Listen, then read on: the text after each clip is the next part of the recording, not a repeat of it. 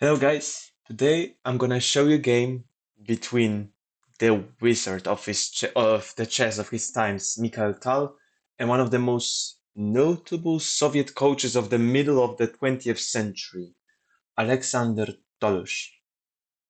Ready for a party? Here it comes. C4. Seems like we'll be playing English type of opening. Nope. Here we are. King's Indian defense by black. Sharp opening, characterized with attacks on the opposite sides of the board. Remember, black strikes on the queen side, white strikes on the, well, actually, white strikes on the king side. Bishop g7, standard moves, f3, as I told you, with the plan of g4, h4, e5. And now there is a challenge to the center. You can either take, push, but Tal finds the best move that still is considered the top one. Knight g2 e2. Waiting. You don't have to contest the push when it's not needed. And here, after a few moves, we are already seeing the pressure on the king side. You'll be planning to transport this bishop here to exchange them and push the pawns.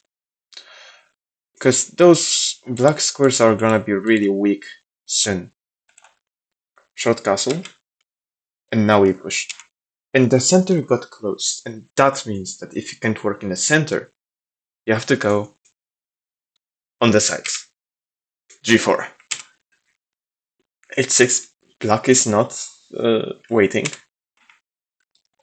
Knight here. We'll be planning H4, H5 to exchange maybe. Queen going to the queen side, trying to force some play here. H5. This is a very important pawn break that will literally make or break the game. You either win by this move or lose. Nothing in between. Queen is coming back to defend. B5.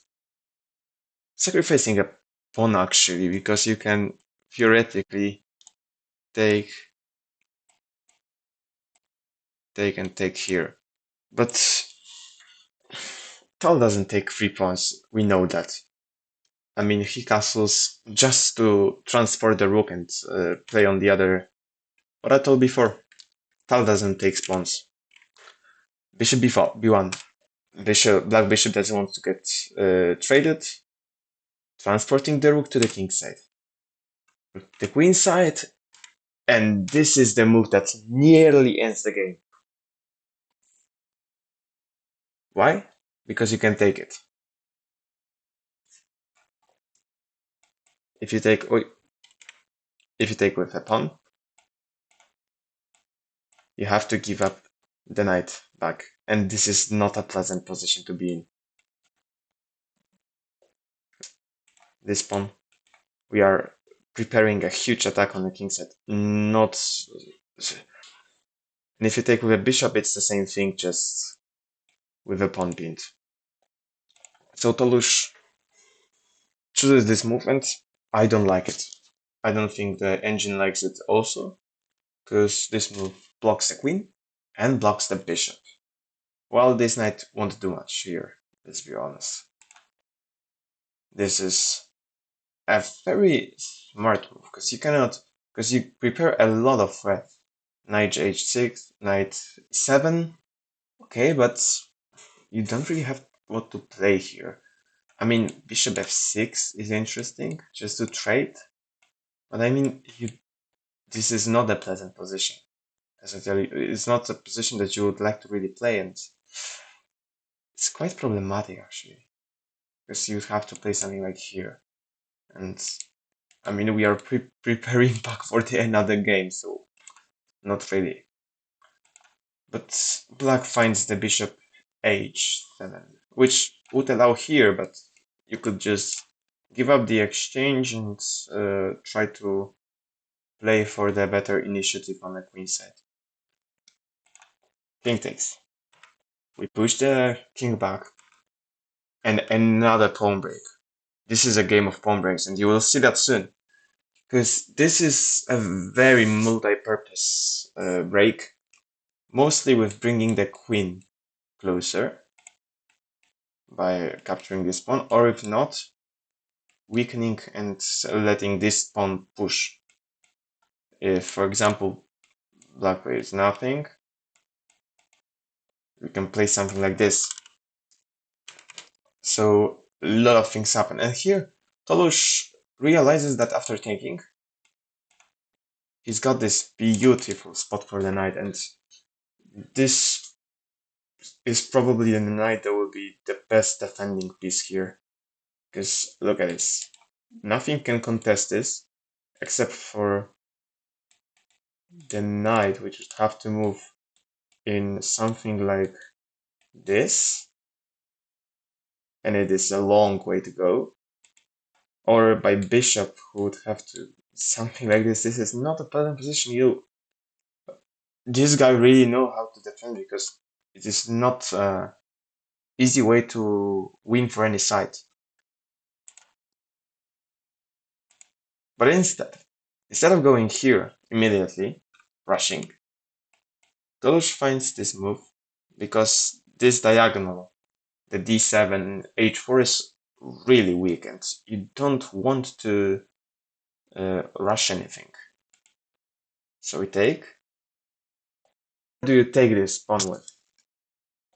Because all of them seem kinda reasonable, but all of them have their drawbacks. Okay, you cannot. Taking here opens the F file, so you can just load all your pieces there and attack. Taking with H pawn allows for big attacks here, with some motifs like something around here to exist, and a lot of dangers. Taking with a knight seems like the least problem, but it has a real drawback.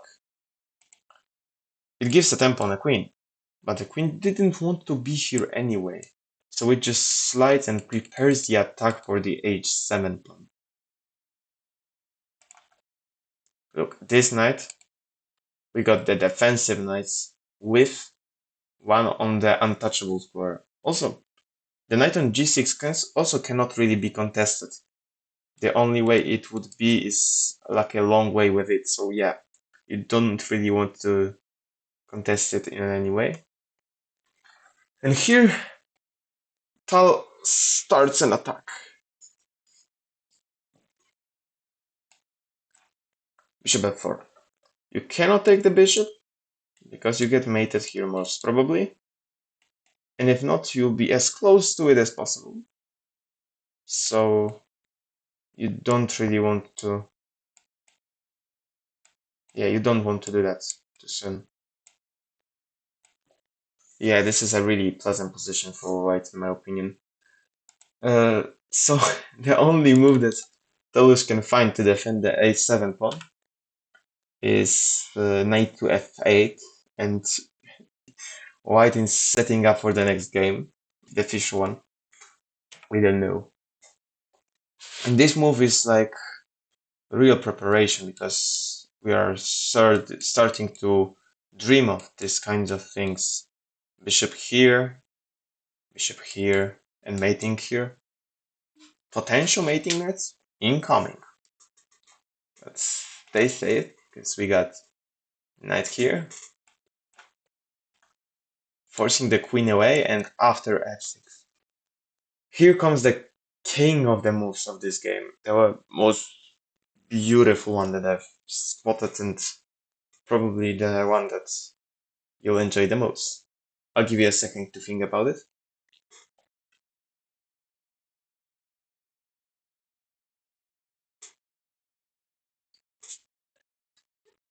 And the move is e5. You can take it in 4 different ways, and none of them is actually like really pleasant to play with. As you can see, the bishop is hanging, but I mean, who? It's Tal. Tal doesn't care and just sacrifice his pieces left and right, uh, you really cannot take anything here. And it's all because of this weak h7 square and this hidden bishop that acts as a sniper. Because let's look what went into the game. Takes.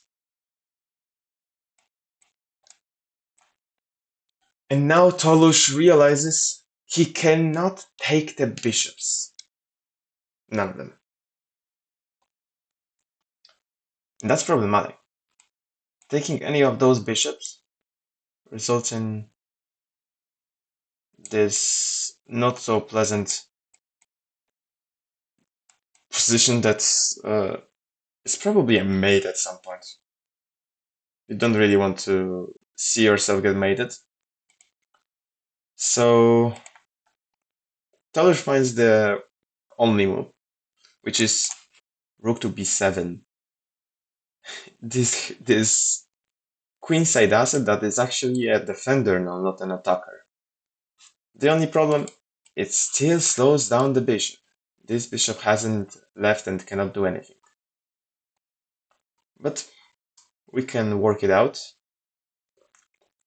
Okay, so we got one bishop. Let's count. We got one piece hanging, two pieces hanging, and I mean, Tal doesn't choose. You can take any of those, I don't care. And it comes into attack, so we gotta be really careful. Now Tolush realizes that the only way to defend is... oh, not really. It is... he takes the bishop, and this... yeah, we could move the rook here to support the knight, or we could just move it to f1 to prepare some breaks through f7 square or f8. I mean, here, you don't really... the best thing you can do, which Tolush found, is taking. Sacrifice the exchange. I know it's gonna be hard, but you can survive this. And now, rook g8, rook g7, and this move, I mean, it's a very stabilizing movement, so you cannot really do a lot with it. Rook f6. I mean, you can move. You want to just double, honestly. Not much to do. Double force, maybe even sacrifice something on the f8 square and try to win some material through it. But Tolush, with cold-blooded Tolush, takes the pawn and thinks it's alright. Spoiler, it is not. But Tal hasn't found it because you've got this beautiful pin here. And no matter what happens, you either lose the knight or lose the king. But Tal wanted a practical setting, so he just piles up the pieces and is ready to go. Knight d7, trying to force the rook away because it does not really have a lot of squares. It could go here, but it will be a retreat, so we don't want to play that. Or it can, as Tal did, pin the knight, winning a pawn. And this pawn doesn't mean a lot in this position because this is not the type of chess where we really think about position and amount of pawns. But this pawn and this pawn are actually a backbones of the attack. Look at this. Now that we got a8, this square will be devastating for the defense. And here, Tolush finds this very clever. I mean, impressively clever. I mean, grandmasters, but impressively looking. King h8. With the simple thought of stopping the check here. But it looks nice, but it has a real problem. Because it's actually a forced mate. And it all starts with Yet another sacrifice of the game. Anybody counts how many? I don't know. I lost the count.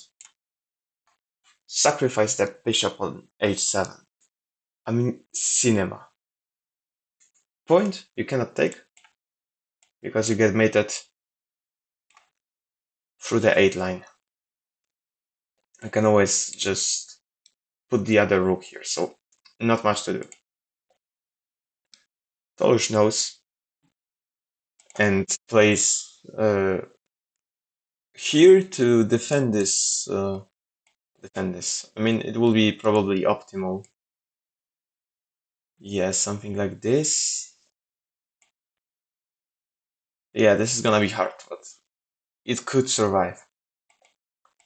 Instead, Tal sees something, so he just plays discover check. Here, gives a check. I mean, it could be made in some case, but yeah, it is not. It is not even close to a mate because after this, Scramble Black resigns, knowing this position leads to a mate. Can you find the mate? Let me know in the comments. But for now, thank you for watching and see you in the next time.